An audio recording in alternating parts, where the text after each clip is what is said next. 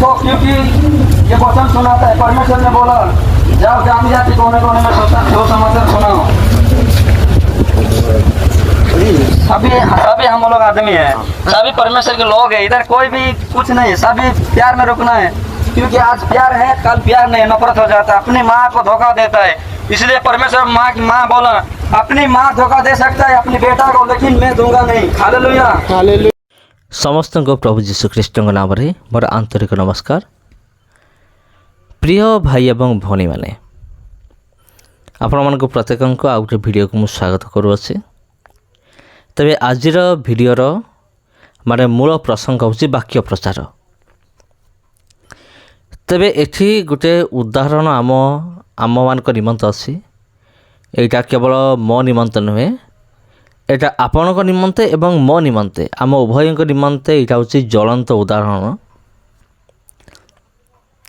जे वाक्य प्रचार आम कहीं करवा, आम केमिति करवा। अनेक से भावती मोर कौन दरकार पड़ी वाक्य प्रचार करने, सुसमाचार प्रचार करने मोर कौन दरकार पड़ी।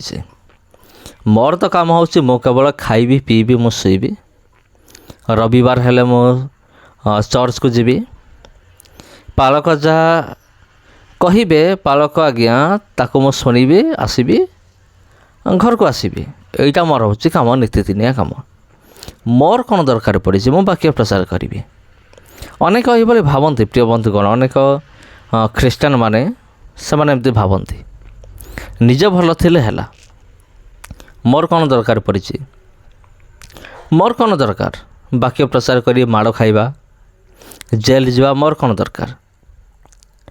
एमती क्यों मैंने भावती आप जानते जो मैंने बाइबल पढ़ती नहीं, ना को तो मात्र ख्रीस्टियान। जदि आप पचारे तुम्हें किए ना मु जने ख्रीस्टियान, किंतु ता जीवन रे केबे बाइबल पढ़ी नथिबो। बाइबल जदि पढ़िथिबो सेमती अधा खंडिया एमती पढ़िथिबो, जतले बाइबल रो जदि कौन सी प्रश्न पचार जाए से तार कौन सी उत्तर दे पारिबो नाही।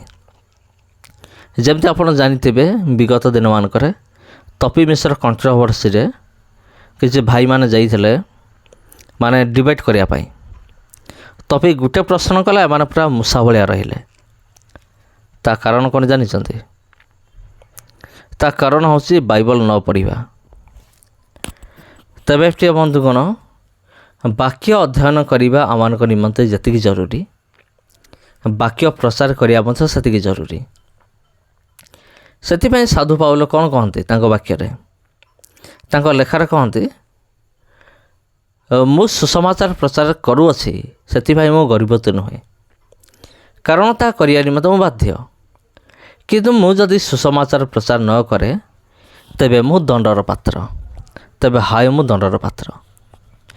तेबे जदि आम सुसमाचार प्रचार करुचु आईटा बड़ विषय नुहे, कारण ताहा प्रचार करने निमंते आम बाध्य, न कले आम दंडर पात्र। तेबे एटा पाउल कहउचंती तांको विषय कहउचंती, से कहीं कहउचंती जेहेतु से निजे अनुभव करथिले जे परमेश्वर तांको माने केते बड़ दायित्व देइथिले। परमेश्वर साधु पाउल को सुसमाचार प्रचार करिवार जो दायित्व देइथिले सेटा से सीरियसली गंभीर भाव से नहीं निज अंतर भीतर को। से अनुभव करुले जे मु जदि वाक्य प्रचार न करी तबे मु दंडर पात्र। जदि आम जीशुंकर 12 शिष्य को देखा, 12 शिष्य मान मध्य जने तो निजक फाँसी देदेला इस्करियोती यहूदा, आउ रहिले 11 जन। 11 जनक सहित मथियो बोली जने व्यक्ति थिले, आउ से गणित हेले, से छाड़तु हेले 12 जन। वर्तमान कौन हो से समय कथा मुझे कहूँ, से सुसमाचार प्रचार करने बाहर से जदि आजिकालिकार जो प्रभुंकर लोक मैंने आसते जो मैंने निजक ख्रीस्टान बोली कहते, से भी जदि भय करें जे मु जदि सुसमाचार प्रचार करने जी मते काले किए पिटी दब, କାଳେ କିଏ ମୋତେ ମାରିଦେବ, କାଳେ କିଏ ମୋତେ କ'ଣ କହିଦେବ। ଯଦି ଏଇ କଥା ଗୁଡ଼ିକ ସେମାନେ ନିଜ ମନରେ ରଖିଥାନ୍ତେ ତେବେ କେବେ ହେଲେ ବି ସୁସମାଚାର ପ୍ରଚାର ହୋଇନଥାନ୍ତା।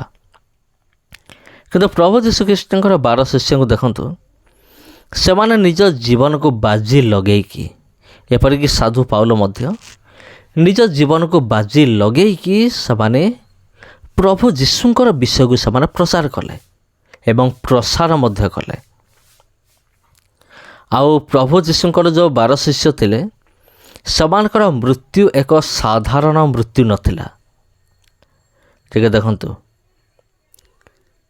ଆଉ କାହାକୁ ତ ଗରମ ତେଲରେ ଛଣାଗଲା, ଆଉ କାହାର ଶରୀରରୁ ସମସ୍ତ ଚମଡ଼ା ଗୁଡ଼ିକ କାଢ଼ି ଦିଆଗଲା, ଟଙ୍ଗେଇ ଦିଆଗଲା, କାହାକୁ ଉଲ୍ଟା କ୍ରୁଶରେ ଟଙ୍ଗେଇ ଦିଆଗଲା, ଆଉ କାହାକୁ ଚମଡ଼ା ଭିତରେ ସିଲେଇ କରି ଖରାରେ ପକାଇ ଦିଆଗଲା, କାହାକୁ ଖଡ଼ଗରେ ବଧ କରାଗଲା। ଏମିତି ପ୍ରଭୁ ଯୀଶୁଙ୍କର 12 ଶିଷ୍ୟ ମୃତ୍ୟୁବରଣ କରିଥିଲେ। ସେମାନେ କେମିତି ମୃତ୍ୟୁବରଣ କଲେ ମୁଁ କହିଲେ ଭିଡ଼ିଓ ଆହୁରି ଲମ୍ବା ହେବ। ତେଣୁ ଯଦି ଆପଣ ଦେଖିବା ପାଇଁ ଚାହୁଁଛନ୍ତି ତେବେ ମୋର ମେନ୍ ଚ୍ୟାନେଲକୁ ଯାଆନ୍ତୁ, ଯେଉଁଟାକି ଆତ୍ମିକ ଔଷଧ, ଆଉ ସେଇଠି ଆପଣ ଦେଖିପାରିବେ ଯେ କିଭଳି ଭାବରେ ଶିଷ୍ୟମାନେ କ'ଣ କରୁଥିଲେ, ସୁସମାଚାର ପ୍ରଚାର ନିମନ୍ତେ ନିଜ ଜୀବନକୁ ବାଜି ଲଗାଇ ଦେଇଥିଲେ। ଆଜି ବି ସେମିତି ଲୋକମାନେ ଅଛନ୍ତି। ଆପଣ କହିପାରିବେନି ଯେ କେବଳ ଶିଷ୍ୟମାନେ ସେମିତି କରୁଥିଲେ ଆଉ କେହି କରୁନାହାନ୍ତି, ସେମିତି ନାହିଁ। ଆଜି ବି ଅନେକ ଲୋକମାନେ ଅଛନ୍ତି, ପ୍ରଭୁଙ୍କ ଲୋକମାନେ, ଯେଉଁମାନେ କି ତାହାଙ୍କର ବାକ୍ୟ ପ୍ରଚାର କରିବା ନିମନ୍ତେ ଭୟ କରନ୍ତି ନାହିଁ। ଆଉ ଏଠି ଆମେମାନେ ଦେଖିଲୁ ଜଣେ ଭାଇଙ୍କୁ ଆମେ ଦେଖିଲୁ ଯିଏକି ସଡ଼କ ଉପରେ ଖୋଲାଖୋଲି ଭାବରେ, ଆଉ ସେ କ'ଣ କରୁଛନ୍ତି, ସୁସମାଚାର ପ୍ରଚାର କରୁଛନ୍ତି, ପ୍ରଭୁ ଯୀଶୁଙ୍କର ବିଷୟକୁ ଆଉ ସେ ପ୍ରଚାର କରୁଛନ୍ତି। ଆମେମାନେ ଏଇଟା ଦେଖିଲୁ। ତେବେ ଖ୍ରୀଷ୍ଟରେ ପ୍ରିୟ ଭାଇ ଭଉଣୀମାନେ, ଆଉ ଆପଣଙ୍କୁ କ'ଣ ଅନୁଭୂତ ହେଉଛି? ଆପଣ କ'ଣ ଭାବୁଛନ୍ତି ଆଗାମୀ ଦିନମାନଙ୍କରେ ଆପଣଙ୍କର ଲକ୍ଷ୍ୟ କ'ଣ? ମାନେ ଆତ୍ମିକ ଲକ୍ଷ୍ୟ କଥା ମୁଁ କହୁଛି। ଆପଣ କ'ଣ ଭାବୁଛନ୍ତି?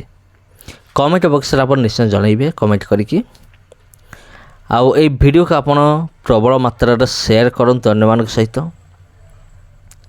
ଆଉ ଯେମିତିକି ଆଉ ଥରେ ମୁଁ କହିଦେଉଛି ପାଉଲଙ୍କ ବିଷୟ, ତାପରେ ମୁଁ ଶେଷ କରିବି। ବେଶୀ ସମୟ ମୁଁ ନେଇ ନାହିଁ କିମ୍ବା ନେବି ନାହିଁ ମଧ୍ୟ। ଯଦି ଆମେମାନେ ସୁସମାଚାର ପ୍ରଚାର କରୁ, ଆଉ ସେଇଟା ବଡ଼ ବିଷୟ ନୁହେଁ। ସୁସମାଚାର ପ୍ରଚାର କରିବା ପାଇଁ ଆମେମାନେ ବାଧ୍ୟ, ଆଉ ଆମେମାନେ ତା ବାଧ୍ୟ ପ୍ରଚାର କରିବା ନିମନ୍ତେ। ତେଣୁ ଯଦି ଆମେମାନେ ଜୀବନରେ ବଞ୍ଚିଛୁ, ଯଦି ବର୍ତ୍ତମାନ ଆମେ ଜୀବିତ ଅଟୁ, ତେବେ ଆମେ ଏମିତି କିଛି କରିକି ଦେଖାଇବା ପ୍ରଭୁଙ୍କ ନିମନ୍ତେ। ଯେତେବେଳେ ସ୍ୱର୍ଗସ୍ଥ ପିତା ପରମେଶ୍ୱର ଆସିବେ, ସେ କ'ଣ କରିବେ? ଆମମାନଙ୍କୁ ପୁରସ୍କାର ଦେବେ। ସେଥିପାଇଁ ଲେଖା ଅଛି ମାଥିଉ ତାର 5 ଅଧ୍ୟାୟରେ, ଧାର୍ମିକତା ନିମନ୍ତେ ତାଡ଼ନା ପ୍ରାପ୍ତ ଲୋକେ ଧନ୍ୟ, କାରଣ ସ୍ୱର୍ଗ ରାଜ୍ୟ ସେମାନଙ୍କର। ଯେଉଁମାନେ ଯୀଶୁଙ୍କ ନିମନ୍ତେ ତାଡ଼ନା ପାଆନ୍ତି ସେମାନେ ଧନ୍ୟ, କାରଣ ସେମାନେ ସ୍ୱର୍ଗ ଯିବେ। ଆଉ ଯଦି ଭିଡ଼ିଓ ଭଲ ଲାଗିଛି, ଭିଡ଼ିଓକୁ ସେୟାର କରନ୍ତୁ। ଧନ୍ୟବାଦ।